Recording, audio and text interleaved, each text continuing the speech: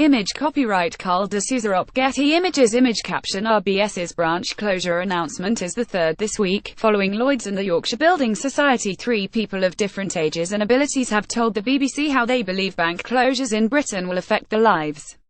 One person, a treasurer for a number of charities, told the BBC that when his branch closes, the next nearest will be 35 miles away.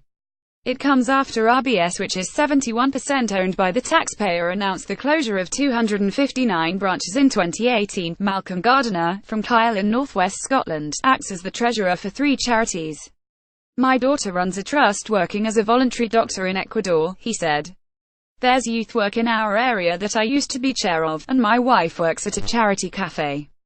Image copyright Malcolm Gardiner. Image caption Mr. Gardiner says the cafe's customers pay by cash, which has to be taken to the bank. My wife's just brought the money back from the cafe, so I've got a couple of £100 here that I've now got to bank. The Kyle Bank, which is being closed, is about a quarter of a mile away from the charity cafe, while the next nearest branch is on the Isle of Skye, so my new branch is 35 miles away.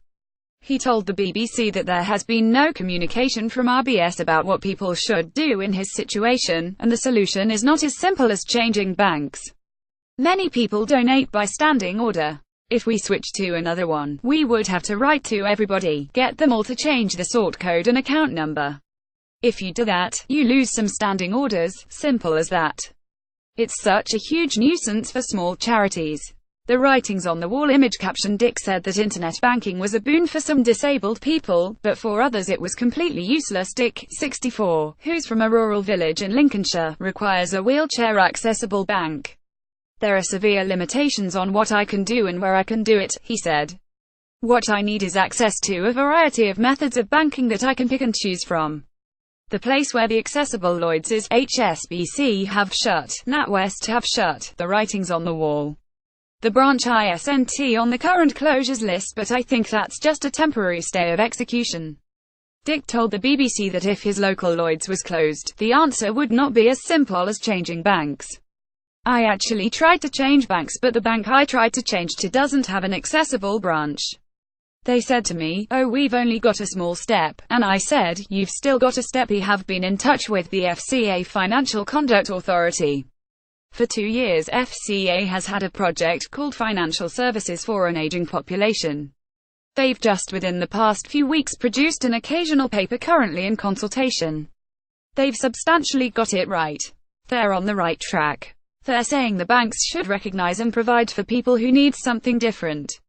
But the problem is, by the time anything tangible comes out of this, we won't have a branch network to talk about because it will be gone.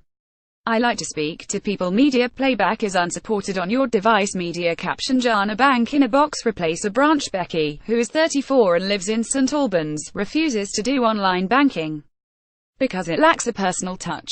I'm old-fashioned, she said. I like to speak to people. I've got a strong rapport with my bank manager. They've helped me with loans and financial advice. If you take the branch away, how are people going to do that?